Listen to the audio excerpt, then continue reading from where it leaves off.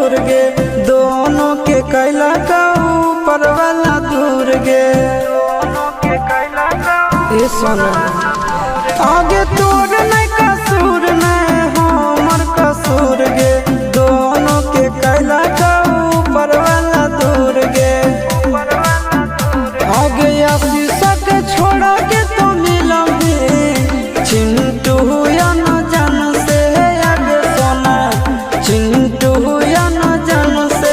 जोड़ी है बनावल भगवान के दोस्त न है इंसान के आगे सोना दोस्त न है